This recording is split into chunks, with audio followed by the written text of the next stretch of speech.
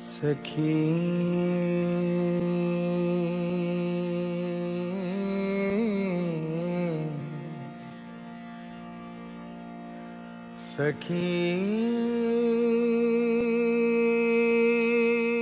Very warm welcome. We will do something a little bit different today than many of you are used to. This is the first online evolutionary satsang directly from Tiruvannamalai. And I just want to give a quick introduction how this new format will unfold and what you can expect. So at the beginning, Andrew will say a few words about the significance and meaning of satsang. And then we will open up for your questions, and you will be able to raise your hand, either your Zoom hand or your physical hand, and ask Andrew your question directly. And that is already everything I had to say, and I'm very happy to hand over to you, Andrew. Very good. Nice to see you. Nice to see everybody. So the meaning of satsang is association with truth. And it's a very unique context in which to delve deeper into the experience of consciousness, the experience of reality. So specifically, satsang means association with truth. And practically it means the associating with the consciousness or the realization of the realizer. So traditionally, people have come together, gathered around someone who is presumed to have realized awakened awareness, enlightened consciousness, and focus their attention on his or her nature, his or her being. And when we focus our attention on the being of the awakened consciousness of the realizer, it can help to awaken us directly to the nature of our own potential for enlightened awareness. When I was speaking to Ken Wilber about the significance of satsang, he said it gives people an opportunity to experience the nature of enlightened awareness directly. And that's one of its unique gifts. So the idea here is not to identify or focus on the nature of the realizer, him or herself, but it's on the nature of their own awakened consciousness, if indeed it is.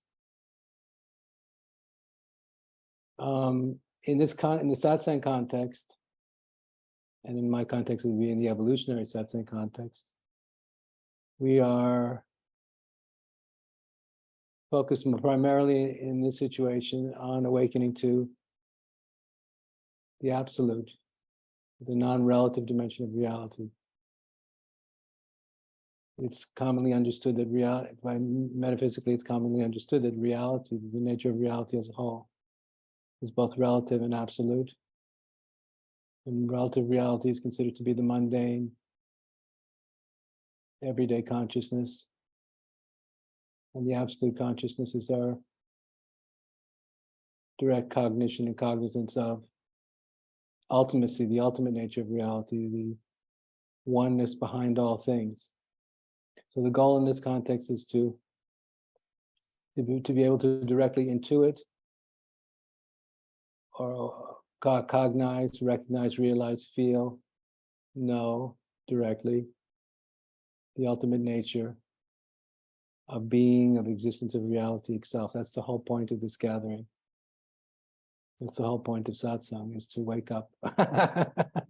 Is to wake up to reality, to wake up to the ultimate nature of reality, that which is highest, which is the source of liberation, the source of enlightenment, the source of enlightened awareness, the source of inner freedom, and the source of the discovery of ultimate meaning and ultimate purpose. And now more than ever, of course, we're all desperately in need of that.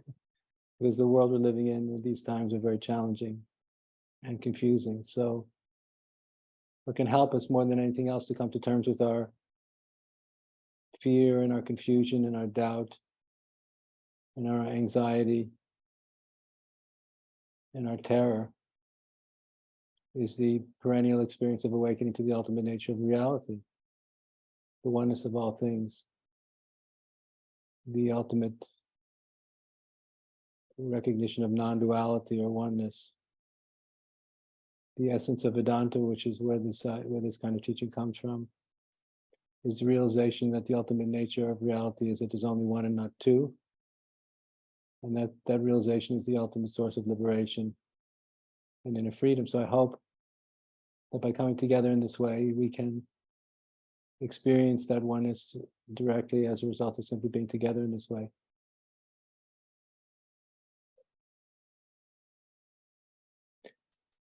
So it's important to remember in this context that this is not about anything personal. So for this gathering, we're in a meeting we're having together now, let's try and avoid questions that are about the personal dimension of life. I'm not saying the personal dimension of life is unreal or unimportant, but in this particular context, but we were interested primarily in awakening to transcendence, or going beyond relative existence as completely as possible. Because from the point of view of enlightenment or ultimate liberation, it is through transcending all things relative that we find ultimacy, which is the source of the absolute reality, absolute consciousness, absolute cognition, absolute liberation. So that's what I want to focus on with all of you when you ask me your questions. So if some of the questions are, I feel, a little bit too personal, I will try, and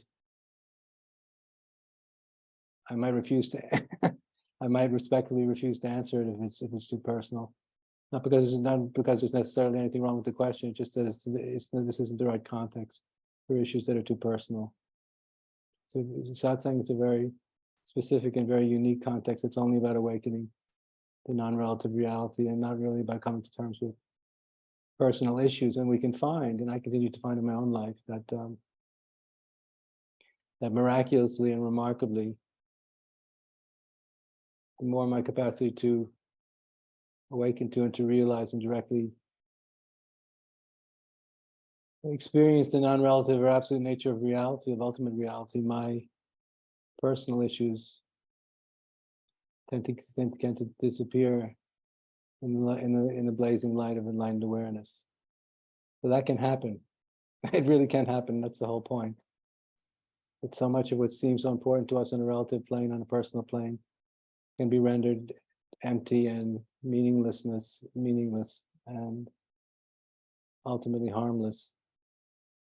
But the idea here is to be willing to let go of the mind and the personal ego's obsessive and compulsive addiction to its own story.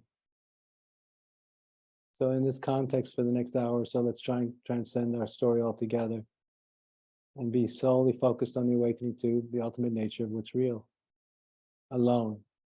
Let everything else fade into the background for a short time. Like taking a vacation from samsara, or that which is ultimately unreal or relative or impermanent. Yeah.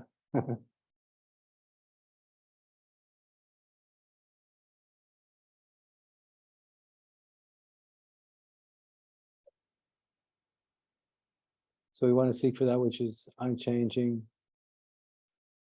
infinite, birthless and deathless, indestructible, timeless and formless, and inherently liberated, self-liberated always. And let everything else disappear for a little bit, if we can. That's the idea. So the truth we're seeking for is an eternal truth. And discovering that which is eternal is the source of liberation. That's the idea, that's the goal.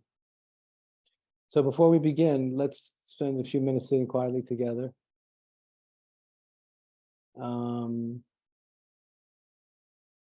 It doesn't matter if your eyes are open or you're closed.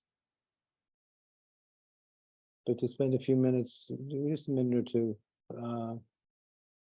contemplating the nature of consciousness, contemplating the nature of our own consciousness, kind of right here and now.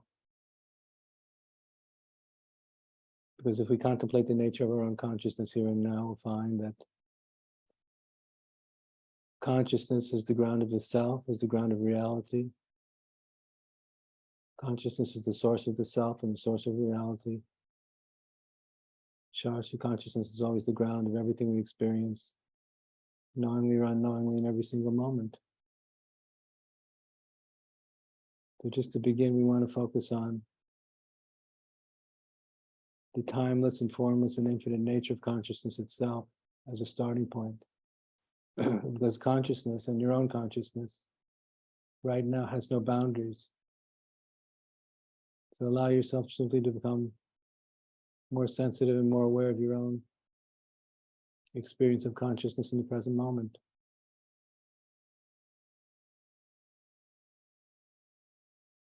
Ken Wilber liked to call it the feeling of being. You can find your own consciousness by simply dwelling on the feeling of being. The feeling or the vibration of being itself is what consciousness is. In this context, we want to be aware of the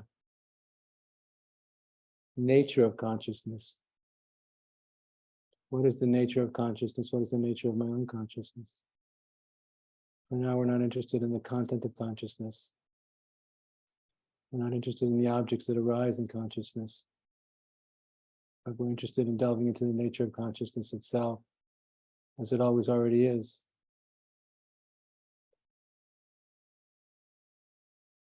Consciousness is like an ocean of being.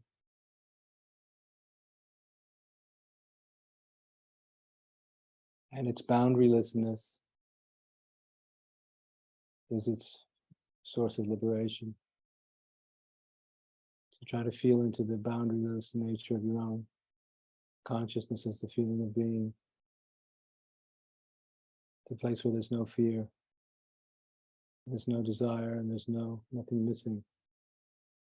It's a place where nothing needs to change and everything's always already perfect.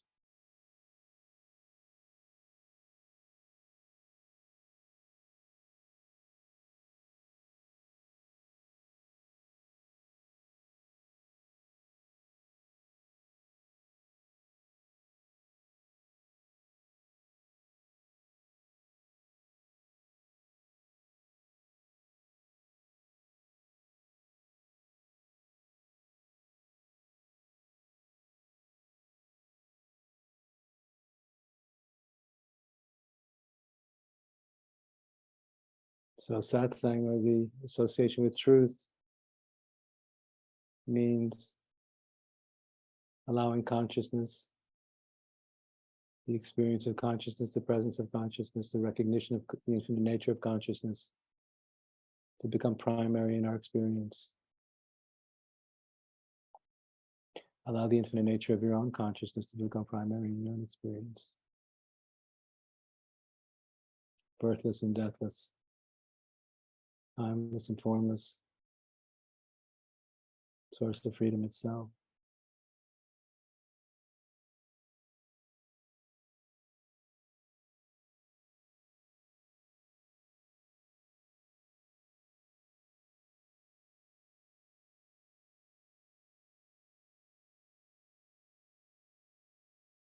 Consciousness itself is always already free, always already liberated.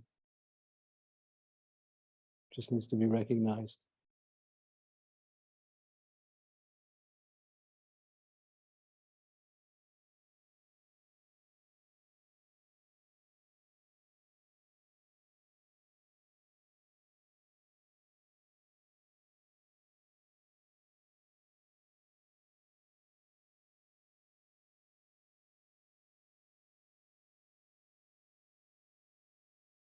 The feeling of being.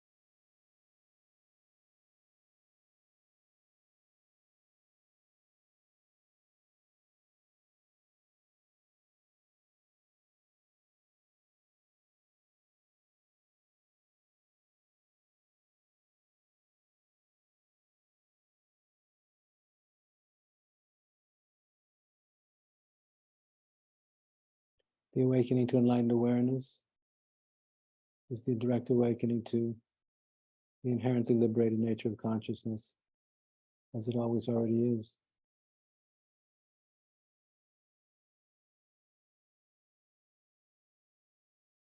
Doesn't take time.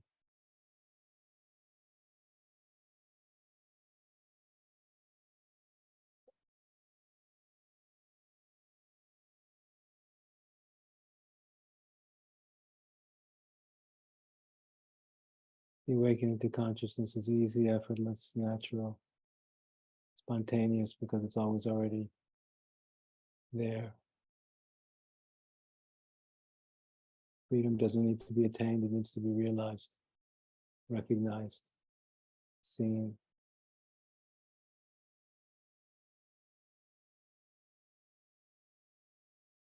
The totality of reality is ever existent, omnipresent, obvious.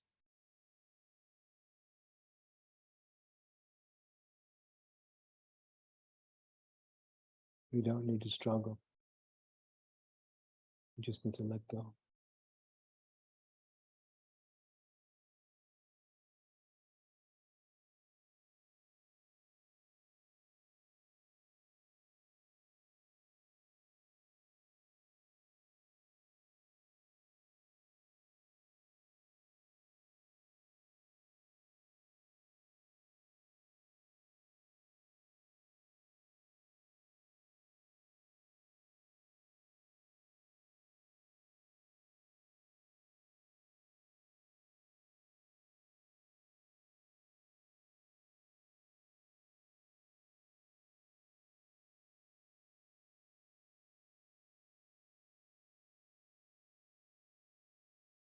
So if anybody has any questions, which is part of this, how part of this process works, I'll be happy to do my best to answer them. But I'm going to try to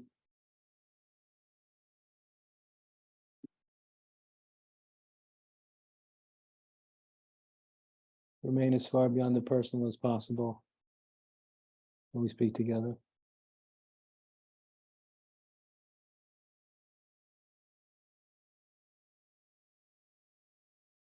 So if you have a question, you can please raise your hand, either by pressing on the reaction and the raise hand on your Zoom window, or you raise your physical hand and leave it there for a few seconds, and Zoom will recognize the sign. And if nobody has any questions, that's fine, because we can just sit quietly together. We can just sit quietly together also. That's also sometimes even more powerful. So I'm easy either way.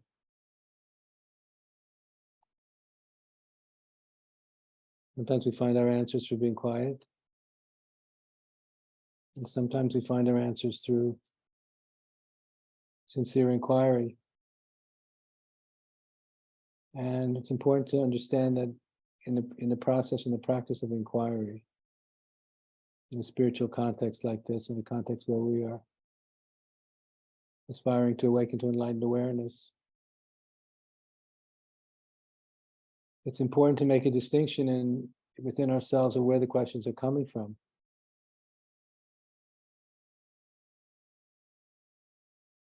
So are the questions coming from the deepest and most authentic part of our own selves? Or are the questions really just coming from the mind? So the questions that only come from our minds are not coming from a very deep place.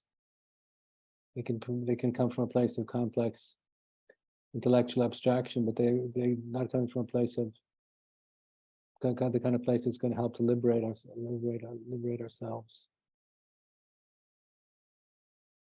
This is why I like the phrase authentic self. Because when we speak from the most authentic part of our own self, we express a kind of sincerity, authenticity, gravitas, truthfulness, integrity, soul level integrity. It changes everything. It means that we are very serious. We're deadly serious about our potential for to awaken. And we really mean it. We're not just entertaining ourselves. We're taken very seriously. And it takes courage to be authentic, and it takes to be sincere, and to speak with gravitas and deep authenticity. And that's what it takes, though, to really do this for real. So I'm just saying that as a word of encouragement.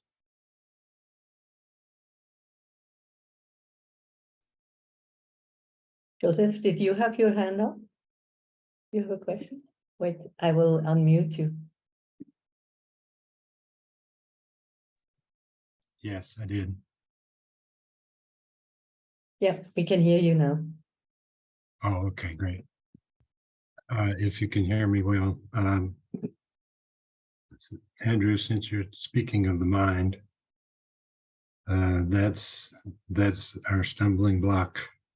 It's my stumbling block because I continue to identify there rather than with the consciousness in which the mind arises. As Arjuna says, truly the wind is no wilder than this. Very true. So how do we understand, even though we do understand that the consciousness underlies the mind, how do we identify with the openness rather than the particularities of our mental activity? Well, it has to do with sincerity. It has to do with being ruthlessly sincere in public and in private. So the first time I discovered my own authentic self was when I was sitting with my guru, H.W.L. Punja, in his bedroom. And I'd known him for a few weeks, and we were alone. And we weren't speaking. We were just sitting quietly together. And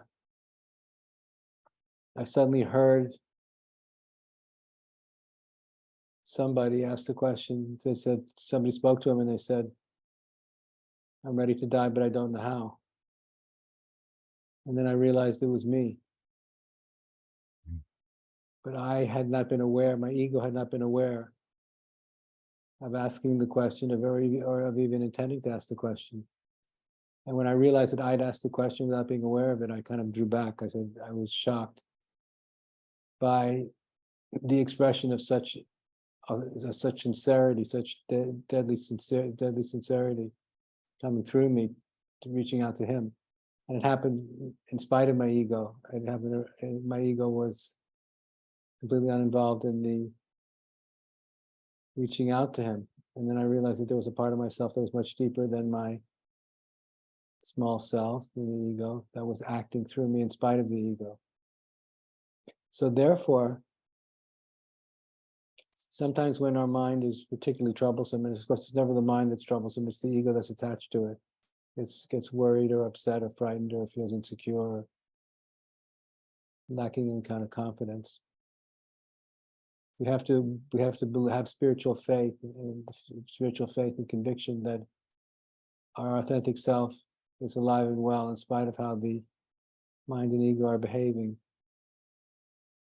even within the privacy of our own interiority. So it means we have to be able to sometimes bear the unpleasant and frightening fluctuations of our own mind and ego without believing in their veracity or their reality or their authenticity. Because a lot of people think that just because the mind gets agitated and the ego gets reacted, that it means something about us. It means something about Andrew. It means something about Joseph. But when we get good at this, we realize that the fluctuations of the mind, the fluctuations of our emotions, don't necessarily mean anything about us. Because as we awaken, and as we've all heard so many times, so the mind is deeply conditioned. We are all deeply conditioned on so many different levels at the same time. It's almost impossible to come to terms with how complex are the levels of conditioning and dimensions of conditioning that make up a human being. So many of the storms, the psychological and emotional storms that get ignited within us, more often than not, they don't mean anything. And the unenlightened ego feels an overwhelming temptation to draw conclusions about these fluctuations, meaning we're drawing the conclusion that this means something about me. This is how lost I am. This is how ignorant I am. This is how unenlightened I am. This is how foolish I am. This is how stupid I am, or whatever else it is. But the point is, if you're sincere and you're serious, we have to have the spiritual self-discipline to assume no relationship to the content of consciousness in a moment like that. To realize that it's simply the mind. It's the fluctuation of the mind. It's the fluctuations of our emotions, which if we're practicing deep and sincere mental discipline, spiritual discipline, we won't allow ourselves to draw any conclusions about what any of it means about us. Which means, in a simple, practical way, that we have to be willing to bear a certain degree of suffering without drawing any conclusions about what it might mean about us. And if we have the spiritual strength and tenacity and discipline to refuse to draw any conclusions about what our mental fluctuations mean about us, we'll often find to our surprise that the fluctuations begin to die down and the storm begins to calm itself. And then if we haven't let go of our belief in ourselves and our belief in our own potential for liberation, we'll find that nothing bad happened. We didn't do anything stupid. Because when we get frightened and feel insecure and anxious, and begin to doubt our spiritual capacity, spiritual strength, we can often do things that are self-destructive and can wreak havoc with our belief in our own spiritual potential. So the important thing is that we don't do anything at times like that. That would catalyze kind of self-destructive consequences. So the reason why we all want to learn how to practice, be master meditators, we all want to become masters. And to be a master meditator in this context means I know how to assume no relationship to the content of consciousness. I know how to assume no relationship to the content of consciousness, which is mind. I know how to assume no relationship with the content of consciousness, which means practically I can be in the middle of a storm, mind storm, emotional storm, and choose to assume no relationship to any of it and remain inwardly unmoved. It doesn't mean I don't suffer. I might suffer, but I'm not going to draw any conclusions even about that. What does it mean? Nothing about who I really am. But we've got to do it for real. We have to be very spirited. We have to be very spirited, very inspired, very diligent, very stoic. Because, to repeat, the weak mind and the weak ego is always drawing conclusions about itself. This means I'm good, this means I'm bad, this is right, this is wrong. We're always judging ourselves as being better than or worse than the other or the others, better than or worse than our own ideals, instead of letting go of all of it and having the courage to be free. Sometime around now, because my guru made very apparent to me something that's really very obvious, but most people don't see, which is that freedom, spiritual freedom, the awakening to enlightened awareness never exists in the future. So most spiritual seekers are planning to get enlightened sometime in the future, to awaken to enlightened awareness sometime in the future. So locating an unconditional relationship to liberation always has to be located in the present moment, even if the present moment doesn't feel good. I'm not saying that suffering, there's something inherently dignified or laudable about suffering. I'm not saying that in any way, shape, or form. I'm just saying that we have to learn how to keep, I'm just insisting on this one major point. We have to learn how to draw no conclusions about ourselves from the fluctuations, from the way our mind may be fluctuating, and from the way our emotions may be fluctuating. That none of it has to mean anything about who I am. And not just as an absolute self, not just as an absolute self, but also as a personal self, as an Andrew or as a Joseph. Doesn't need to mean anything about me, or doesn't need to mean anything about Joseph. Even if the mind is going crazy and our emotions are feeling out of control, we can choose to have no relationship with that whole storm. And the degree to which we can helps us to understand how spiritual freedom is always imminent, is always right here. It's never far away. And it's difficult. It's an ultimate challenge. Sometimes it's easy, sometimes it's difficult. But we have to not be concerned with whether it's easy or whether it's difficult. We have to be concerned with our own position of freedom always, no matter what appears to be happening. Because a lot of people will draw the conclusion that when it's easy, they say, "Oh, now I've got it. Now I'm doing it. This is it." And I think it's much more of a test of our freedom is how well we're doing when it's not easy. How well are we doing when it's ultimately challenging, emotionally, psychologically, existentially, metaphysically, when it's ultimately challenging for us? How well are we doing then? That says more about where we're really at. Because it's easy to be enlightened when we feel great. It's easy to be free when it's easy. Anybody can do that. It doesn't take any spiritual giftedness. We don't have to be spiritually gifted or talented to be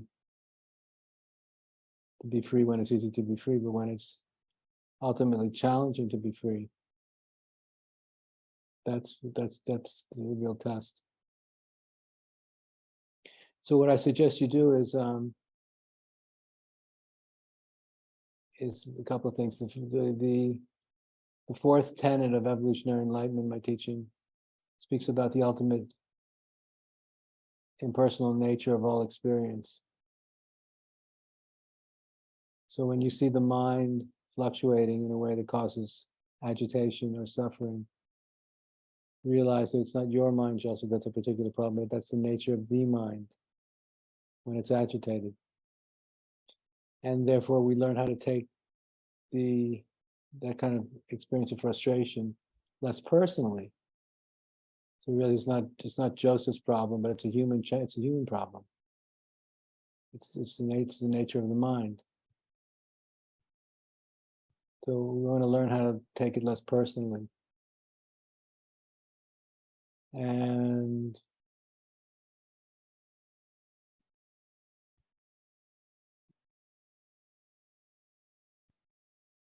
yeah, and to really look into this whole issue I've been bringing up, which is that the nature of freedom has to do with how well we do with difficulty, more than how well we do with bliss.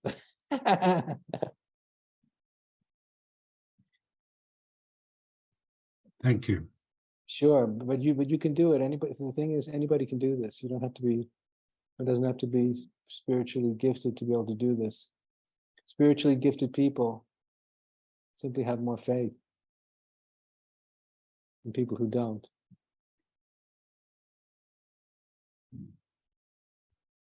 How much faith does any of us have in the ultimate nature of reality,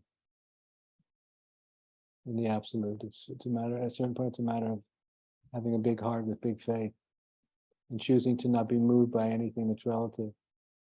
Because we're speaking about enlightenment, as I was speaking about at the beginning of our time together today. for those who are lucky enough to realize it and experience it, there's an ultimate transcendental source of existence, of reality itself, that's infinite and indestructible. And it's our faith in that will set us free and will keep us free. It will keep us steady and strong, and will become the source of our power and our self-confidence. So we have to learn how to believe you have to believe in yourself and believe in God. In the end, that's what it takes. It's not practically complicated, but we have to do it. And finally, it's not putting all this off into the future. Never putting it off into the future. Never putting it off into the future. Never putting it off into the future. Never putting it off to the future. Sometime around now. Exactly. That sounds familiar.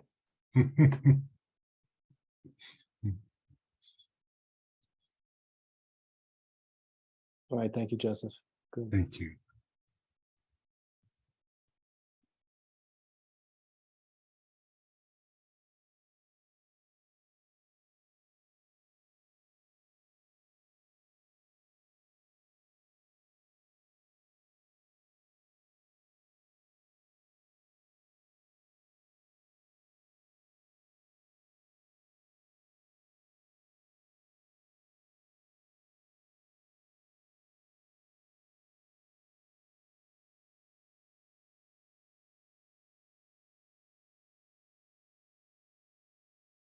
In terms of enlightenment, the mind, which co-arises with time, and this is when time disappears, the mind disappears. If we will all find, for those of you who have experience in these matters, you'll find that when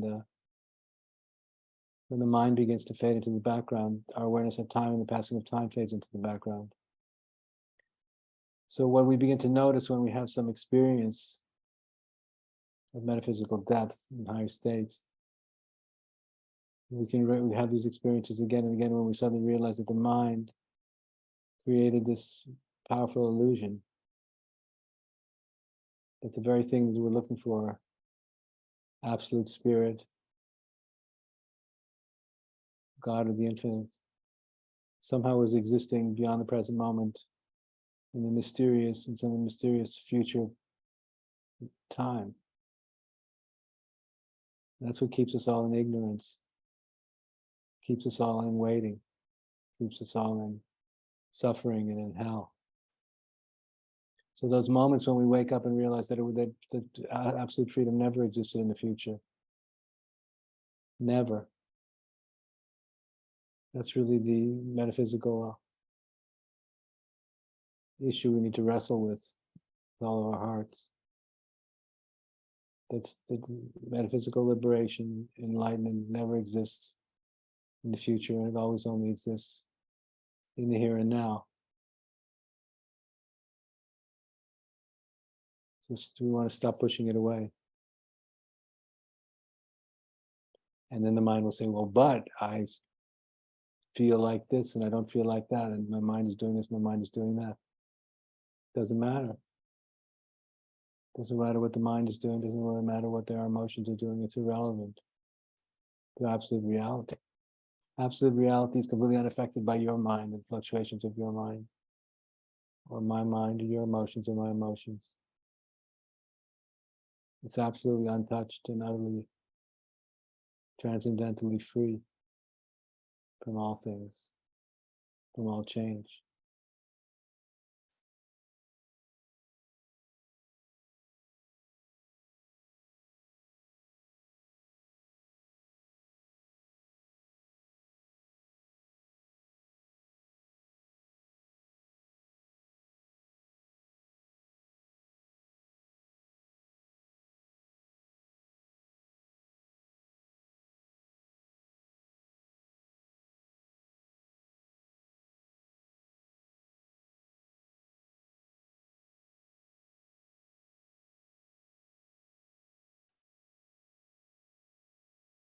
So a lot of intelligent people, sophisticated people have can grasp or would find reasonable the notion that there may be an absolute principle, a God principle, an absolute principle, call it a God principle, that is transcendental, that exists everywhere simultaneously. It doesn't exist, that exists in all places, at all times, for all circumstances, is omnipresent. So if that's the case, it doesn't exist in the future. If I know, we don't need to wait to realize. We don't need to wait to realize it, which is the good news.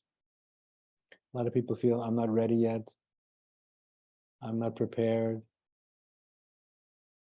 There's too much karma. Whatever it is. And from an absolute point of view, it's not, relatively speaking, it might be relatively true, but from an absolute point of view, it's not true at all. It couldn't be true. So which means from an absolute perspective, there's really nothing in the way except our own mind, as Joseph mentioned. And it's not the mind as a,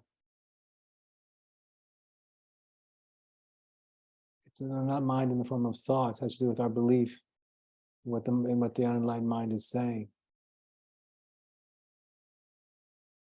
So who are you listening to?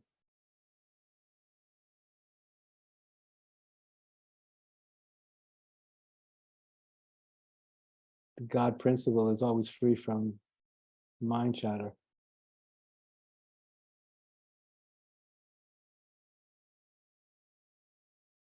If it's always free from the mind chatter, then it's our spiritual obligation. A big part of our spiritual practice, if we're pursuing the awakening to enlightened awareness, is to be free from the mind chatter also. But to be really free from it, which is to dare to be enlightened in an unenlightened world, in spite of the madness and the insanity, and the confusion and the doubt. Have the courage to do it anyway.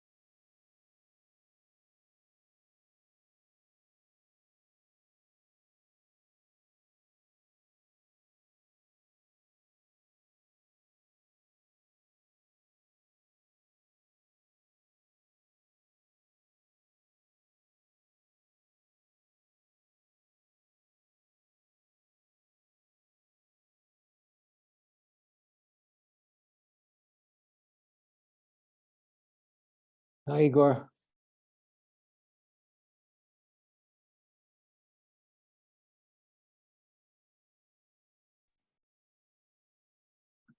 Yes, hi. How to return faith after you lost it, and how to believe again that life is good. Can you please say that again? Yes, how to believe again that life is good, or how to return faith.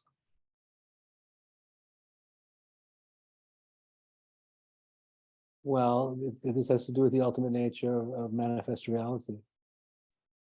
As you've heard me speak about before, we have to ask the question, when something came from nothing, when the universe was created, and something came from nothing.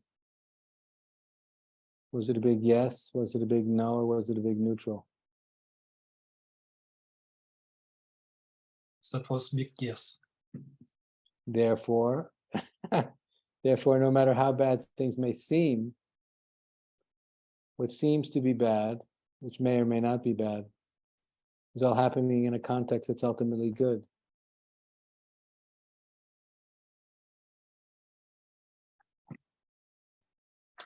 Yes, yes. On the level of mind, when you lost faith, it likes change the context and block the authentic self. True, that's true. That's called humiliation. And what to do with that? Bear it. You have to bear the humiliation with dignity and self-compassion and self-respect. And if you can bear it with dignity and self-compassion and self-respect, it will pass. It will survive.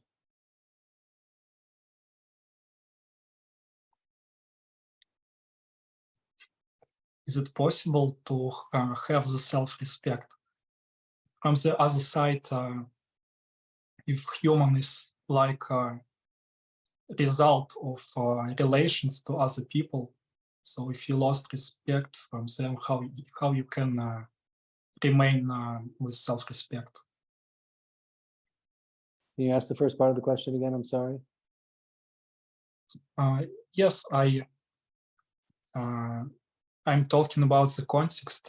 If the human is result of relations with other people and he lost respect, how to get away from this situation? What is the self-respect? It is respect. Self-respect is believing in your own decency as a sentient being. Believing in your own inherent worthiness and decency as a sentient being. And what is the essence, authentic self or true self? So having a healthy ego, positive ego.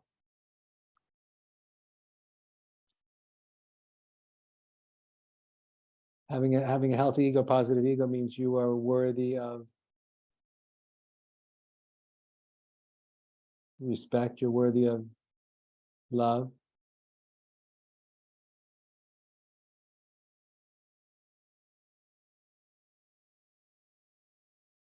Very important.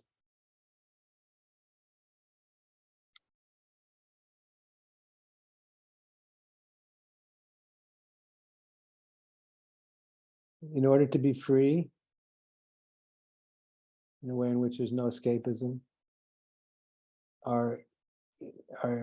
there's a difference between, you've heard me, Igor, make a distinction between what I call positive ego and negative ego. So it's the negative ego which has to be transcended and let go of consciously, and the positive ego which needs to be cultivated.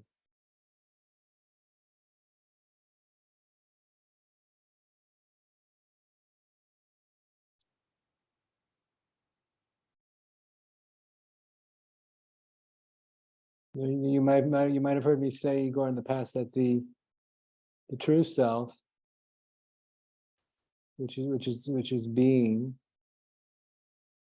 and the authentic self, which is the evolutionary impulse, force of evolution,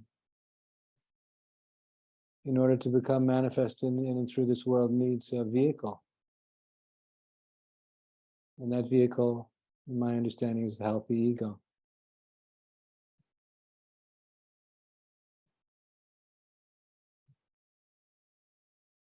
So it's very important that the healthy ego, the happy ego, is in good shape, strong, clear, with the foundation of self-respect.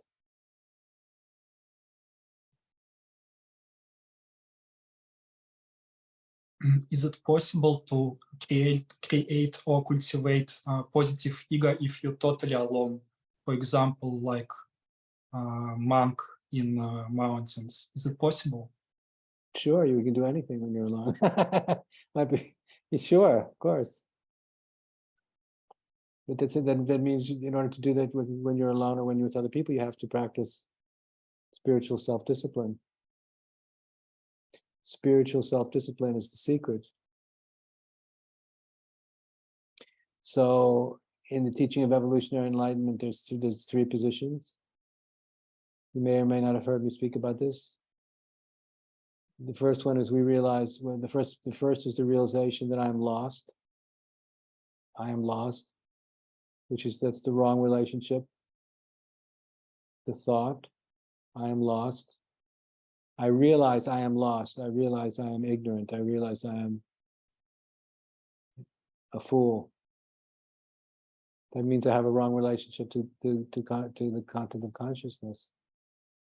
So the solution, the medicine, is to assume no relationship to the mind and to the content of consciousness, which is the position of meditation, for example, or the meditator's position, the position of the Buddha or Lord Shiva. There's no relationship to the content of consciousness. For long periods of time, I'm assuming no relationship to the content of consciousness, which is the mind, and to the mind stories, and to the mind positions, and to the ego stories and the ego positions. No relationship to the mind stories, no relationship to the ego stories. No relationship for long periods of time, no relationship which is zero. The practice of emptiness, the practice of enlightenment is no relationship which is zero, which is going back to no thing whatsoever. And then as we learn how to spend long periods of time in no relationship with the content of consciousness, we will begin to experience moments of euphoria, boundless joy, happiness for no reason.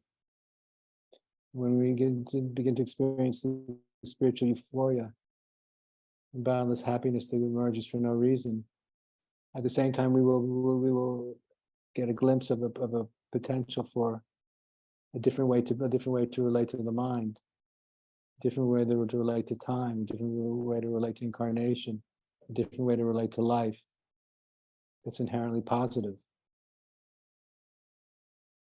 And then usually there are realizers who followed through who took these same steps before us in earlier times, and they came up with teachings. Like the Buddha came up with the teachings, the Eightfold Path. There's a way to do it. Others have been through this process, have taken these steps, and already have a solution for us. They can tell us what to do. So it's going from wrong relationship. In my teaching, I call it going from wrong relationship to no relationship to right relationship. That's the process. So from wrong relationship to no relationship to right relationship. Now that's we can either do that once and for all, or we can do it every day. So you can wake up in the morning and be in a terrible state, of the mind can be in chaos and our emotions can be chaotic. And then we realize, oh, I'm a mess. So we say, well, I'm obviously in a wrong relationship situation, so I'm going to choose to practice no relationship to this chaos, and then I would assume a meditation posture for as long as I need to do it. And then when assuming this posture of no relationship, when my mind and emotions begin to calm down, I get glimpses of a potential for sanity and for positivity. I begin to see, comes into view, comes into sight again. And then from that perspective of no relationship, then I can choose the right relationship. And so learning how to go from wrong relationship to no relationship to right relationship is the capital THE way, WAY. That's what the way is. Wrong relationship, no relationship, right relationship. And if you catch yourself unconsciously lost in wrong relationship, stop yourself. And don't try and fix that. It doesn't work to go from, usually doesn't work to go from wrong relationship to right relationship. I'm not saying it can't work, but it usually doesn't work to go from wrong relationship to right relationship. So we want to learn how to go from wrong relationship, or what we recognize as wrong relationship, to no relationship.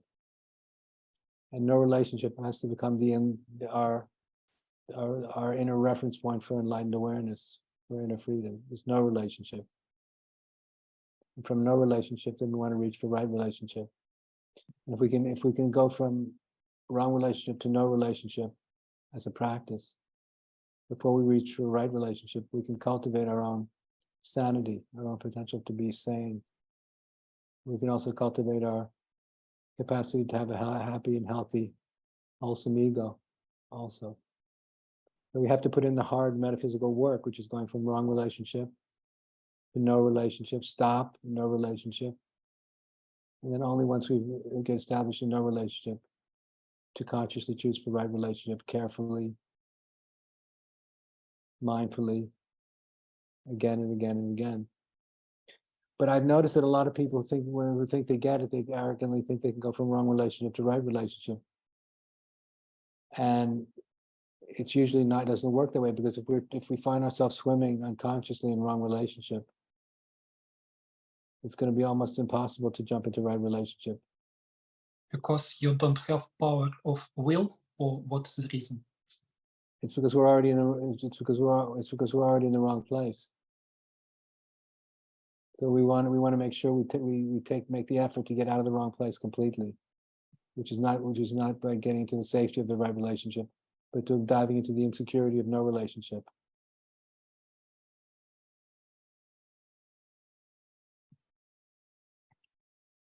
It takes a lot of self-discipline. So this, yeah. But it's very, but if you're smart, and I know you're a smart guy, that it's easy to understand these distinctions, but we have to put them into practice kind of continuously. So it's wrong relationship to no relationship to right relationship.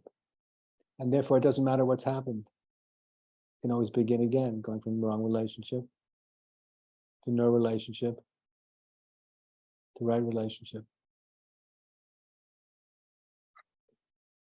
That's not clear how to cultivate right relationship to mind, and I'm very interested in willpower, but I can't understand my question.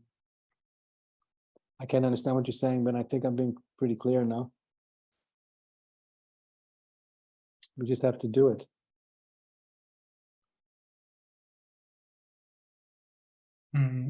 What would you say if the man lost his willpower? What is the way to restore it? How to get it back? It is a matter of cultivating right relationship to the mind. Nobody loses their willpower. They give it. They stop making effort. If you stop making effort and you suffer the consequences, when you realize you don't want to do that anymore, then you start making the right effort. Very simple.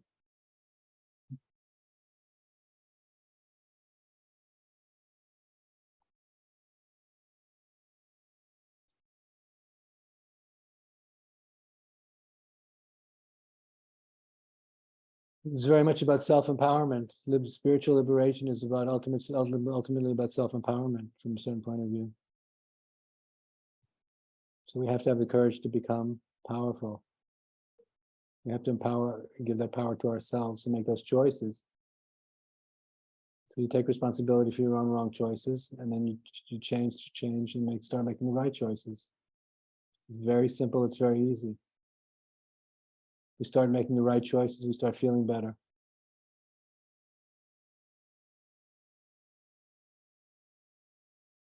Is the capacity to do the right choices unlimited or not? Of course it is. So we have to start from small choices, small steps. Is it correct? If you need to, sure, we'll do whatever you need to do. Okay.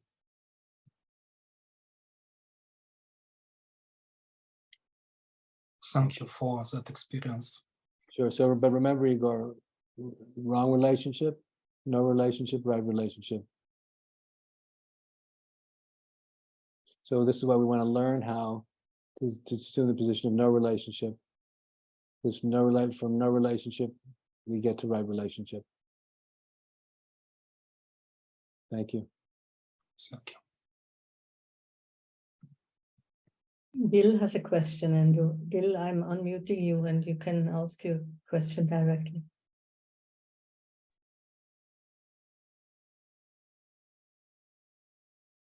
Yeah, thanks, Daniela. So I have a question about fear. And as you know, Andrew, so many people are riddled with fear and anxiety and terror, lives governed by terror. Now, I asked the question before you started talking about this wrong relationship and no relationship and right relationship. So I'd love some specifics or some details that, let's say, well, it could be me, it could be you, could be anyone who is... Speak about yourself. Okay, so, well, let's say driving a car. But speak in the first. Please speak in the first person. Yeah, well, I've been working a lot on this myself. I'm curious about your experience as well, but I know, but I just for this Yeah, particular for the context in which we're doing this this time. Okay, so it only let's say- works if we put ourselves in the picture. Yeah, let's say I had a meeting with a client, and on reflection after the meeting, I think, oh, maybe I said something wrong. Maybe I said it the wrong way, and it might have bad consequences. I don't know yet, but I'm worrying that it might have bad consequences.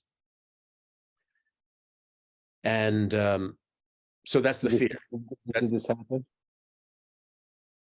Yeah, it could happen. Yes. No, but please speak about please speak not in the abstract, but in the first person. Yeah, that's happened. Yes, that has happened. So then I start thinking through consequences and thinking of the future. Oh no, what if it has this consequence? Then if that person speaks to another person, then it might come back and it might turn into a mess. Sounds like a bad day. Yeah, and this happens, I mean, well, or the car doesn't start. I'm going to be late for a meeting or something. So a variety of fears and anxieties that can overtake. I mean, they used to overtake me a lot. I mean, I'm not saying I'm more, well, I'm older, so I'm less prone to the fears I had when I was younger. That's good. But as you know, many people don't grow out of their fears. Some do, some don't. No, that's very, very true. Very few people change deeply. Yeah. So this idea of not paying attention to the content of the mind, you use this phrase, and these emotions, this stormy content of the ego, in this case, it's the unhappy ego. So what does the authentic self, how does the authentic self relate to those fears? What is the practice of moving from wrong relationship to no relationship?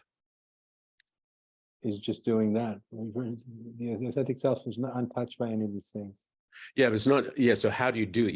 You can't just do it. You have to say, how do you practice? How do you actually practice it? You have to get your healthy ego in good shape. Well, yes. So how do you do that? Let's talk specifically about that, step by step. Well, you're working, going in the right direction, because what we have to do is we have to seek the company of people that we feel are wiser than we are.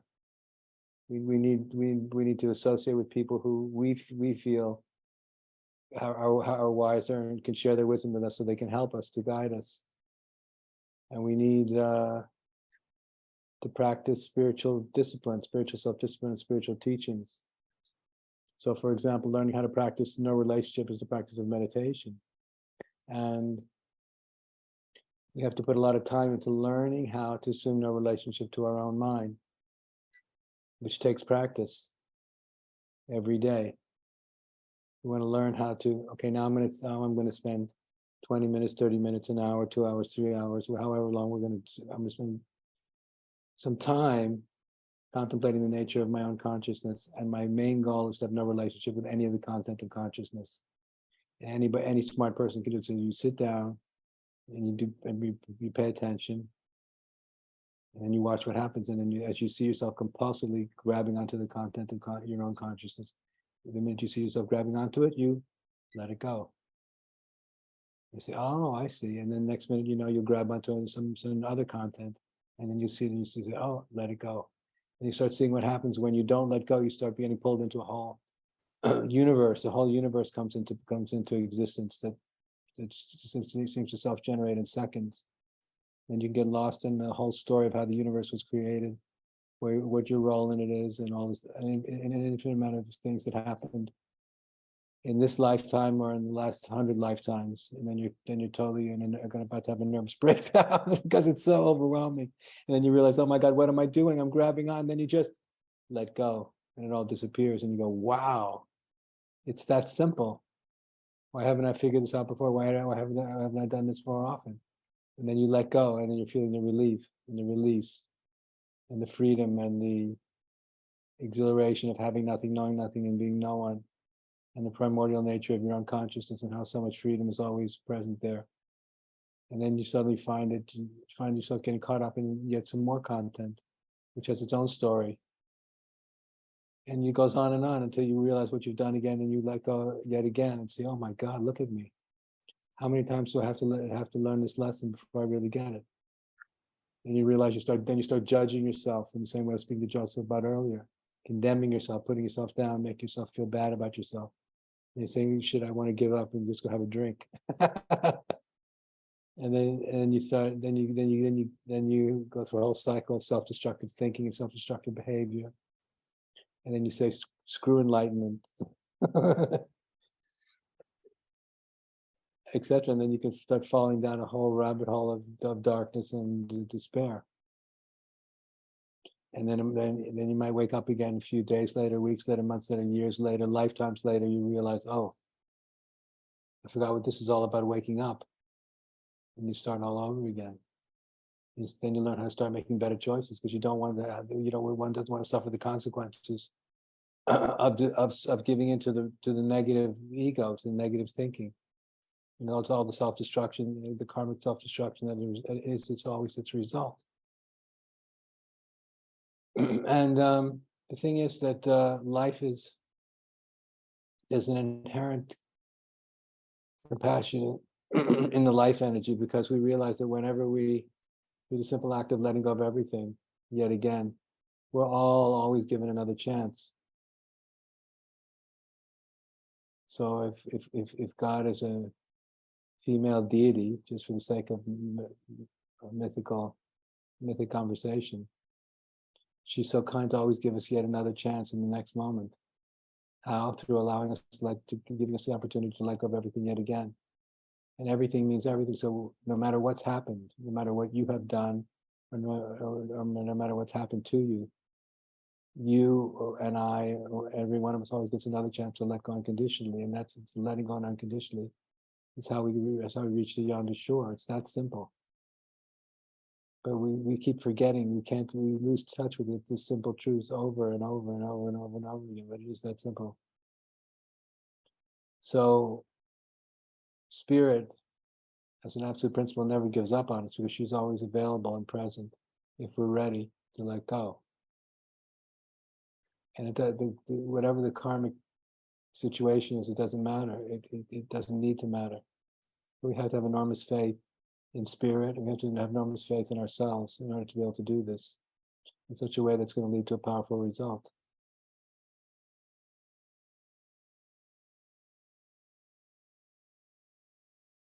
And it's a matter of doing it. It's at a certain point, we can think about it for days, weeks, months, and years.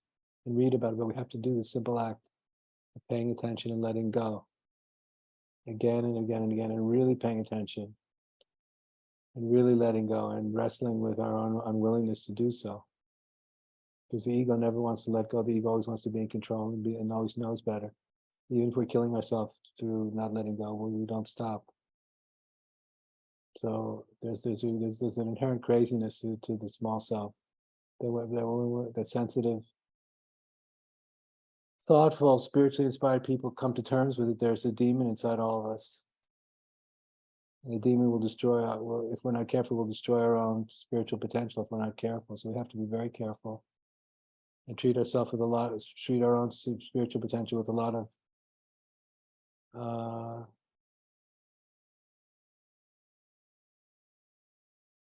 we need to protect it. This demon that you're mentioning, can you speak more about this demon? The demon is the negative ego. It's a part of ourselves that's been hurt, wounded, traumatized, victimized, full of anger and resentment, self-righteousness, fear, and rage. And from the small self's perspective, all of those feelings are utterly justifiable. They're justified. They're all reasonable. But we have to get to the point from when our positive ego gets strong enough, we begin to awaken to the true self through our positive ego, that we begin to recognize, it doesn't matter. None of that really matters if I want to be free. If I want to be right, it all matters. What's more important to us, to be right or to be free? And that's the big challenge for a smart, sensitive person. Do I want to be right or do I want to be free? It only works when being free is more important than being right. And that's the way the ego dies. But I'm not saying it's not a struggle, but it's what it is.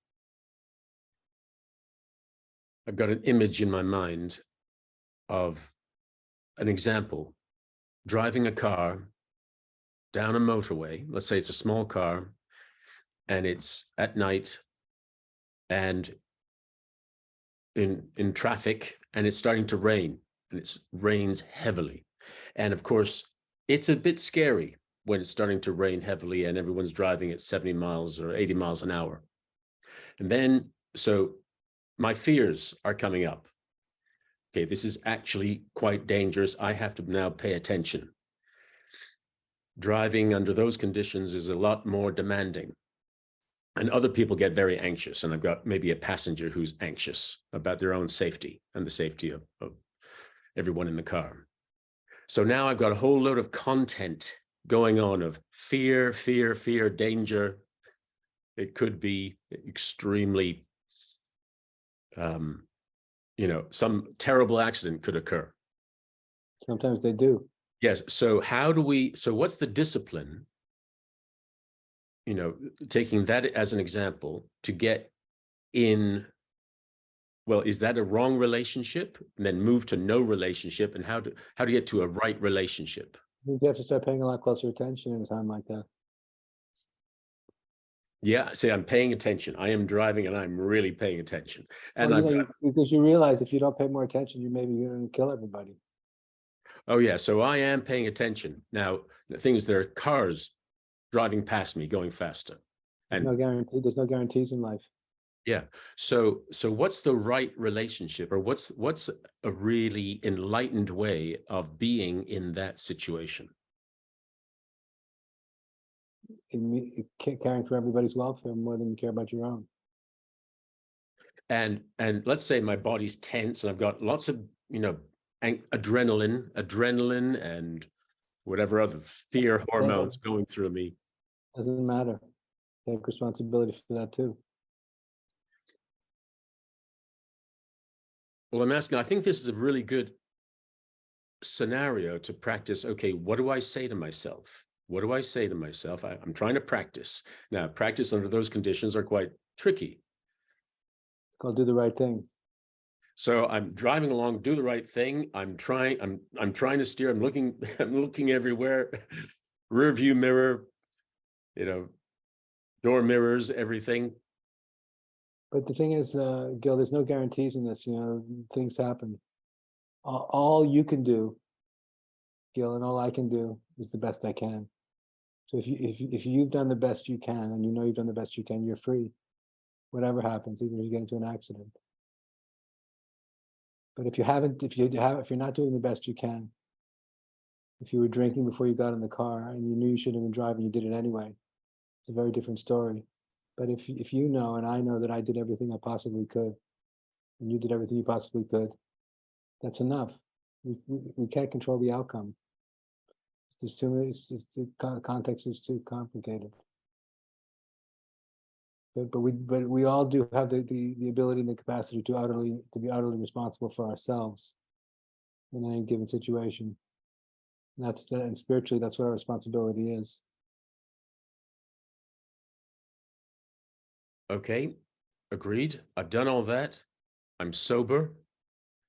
The car has petrol. It's just been serviced. It's in good working condition. I can't tell about all these other cars or if there's drunk drivers driving past me. But of course, I'm highly alert. And of course, there's going to be some anxiety. I'm going to have content going on inside. But I answered this. I just answered it. I said we can't control all outcomes, but all we can do is be responsible for ourselves. That's what's important. So if you do everything you possibly can, and you know you have, then you're free. Whatever happens. Well, I'm still feeling anxious, and my passenger is feeling anxious. Yeah, but sometimes that happens in life. Sometimes no way to avoid it. So what? So that happens. Sometimes there's no way to avoid it. There's no way to avoid it. Right. Sometimes that's part of life. I'm wondering what would be a really enlightened, right relationship at that point with what I'm doing and the people in the car. And isn't it self-evident? No, I'd like to spell it out in detail here. But I think I am. I'm saying to take complete responsibility for yourself, and the responsibility of having that moment to the best of your ability. You can't do any more than that. As long as you do that, you're in good shape. Well, I am taking the things. There are things to say. There's things, what do you say in your mind? What might you say to your passengers?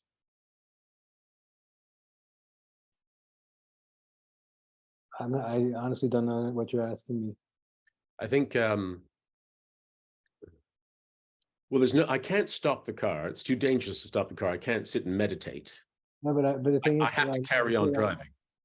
I've answered you completely. I'm saying that we cannot control all outcomes. Nobody can. All we can do is the best we possibly can. So your responsibility, being a spiritually awakened person, is that you literally are doing the best you can. That's all God wants from any one of us. That's enough. The outcome's not always dependent upon our own choices.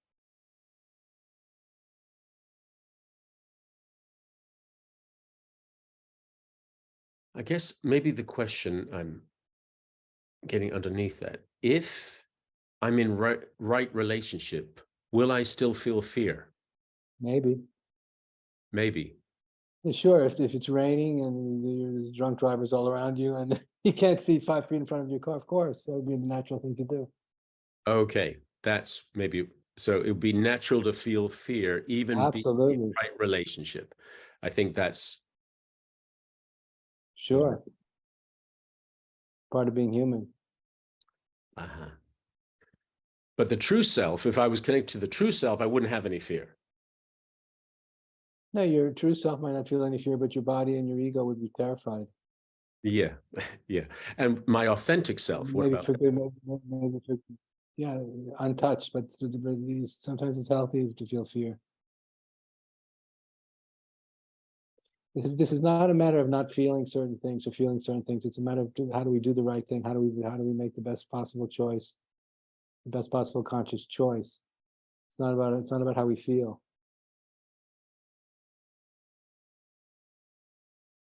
What does it mean? What does it mean within the given complexity within the inherent complexity of any given situation.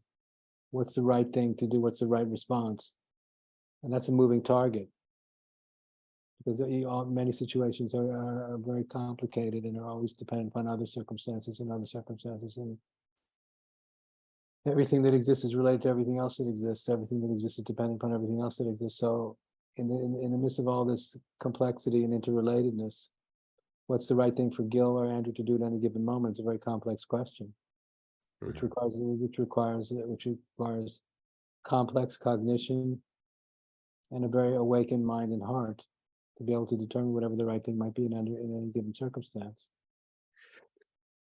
I think there's an image that we've all been exposed to of the enlightened guru who's always serene and Don't believe everything you read. yeah. So is that a false image of the Yes, supreme? it's the idea of utterly transcending the human condition. Yes, that doesn't make any sense. I think the idea is to be more deeply human, not less human.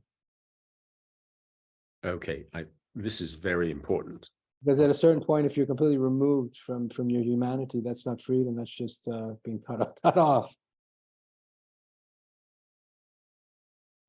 I think a lot of people, and look, we've all been exposed to this image of the happy, smiling Buddha. You know, we've all got pictures of the Buddha who's always serene.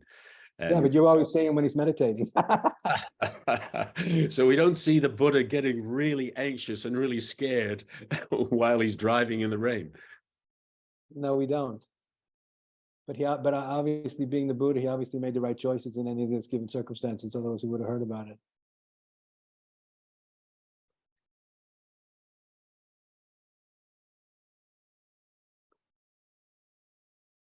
Now, there's this incredible story, you may know it, of the Buddhist monk who set fire to himself in 1963 in Vietnam. Yeah, I saw that picture. Yeah. And he was just the first, it was followed by several other monks, apparently, is what I read. And he didn't flinch. He knew exactly what he was doing. There was a Western photographer there. There was a Western journalist there. Now, this seemed to be, you know, there's some sort of superpower being demonstrated by that. Well, they were able to transcend body consciousness. And if you transcend body consciousness, then you're not going to feel it.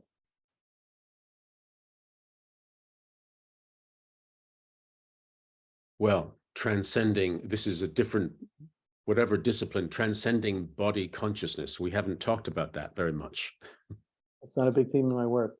But Gil, I told you I'm giving a retreat in south of France in August. You should come. It'll help you to spend some time in a situation like that. We can really talk. Thank you. Yeah, great. Thank you. Thanks, Thank Andrew. you. Thank you.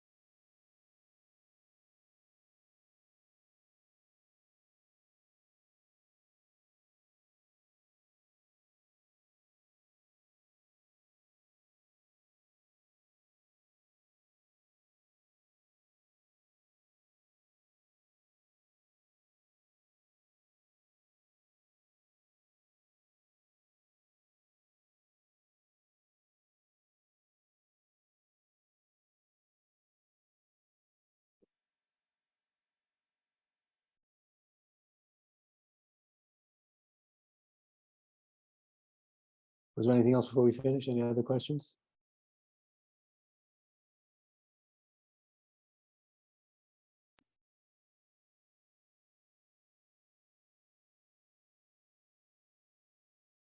I don't see any hands.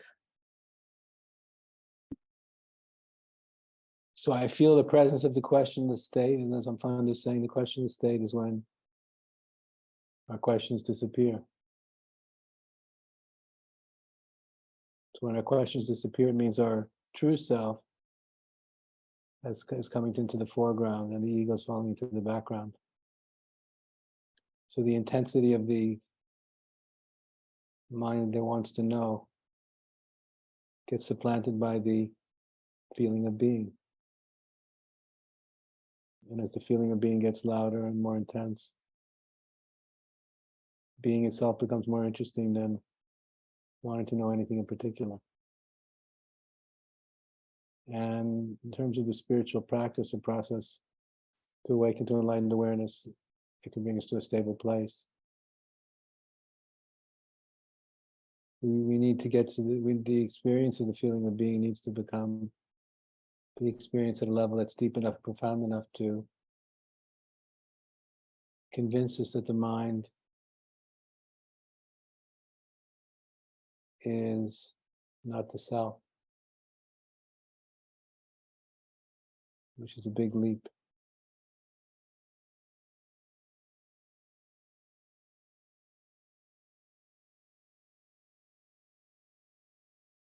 As long as we believe knowingly or unknowingly, consciously or unconsciously, that the mind is the self, we're going to be caught, we're going to be trapped in what the Buddha called samsara, or in the West we call hell.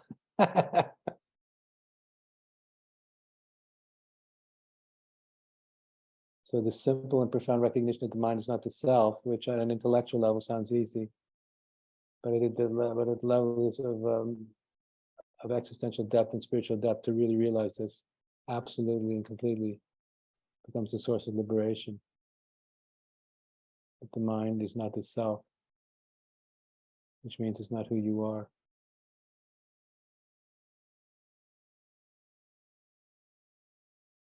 Because when the mind is being possessed by the unenlightened ego, it can be the source of creating all kinds of problems for ourselves and other people, all kinds of suffering for ourselves and other people. When you see through it in a way that is deep and penetrating and profound, you can find a way out. You can find a way of liberating yourself from your own mind. And if you liberate yourself from your own mind, you liberate yourself from everybody else's. It's the beginning of a completely different life. So, thank you very much, everybody. Thank you.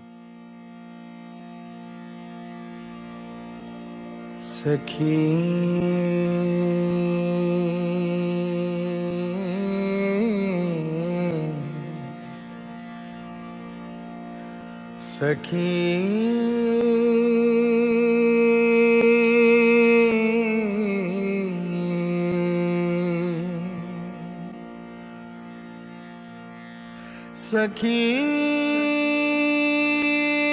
चुनर भीगे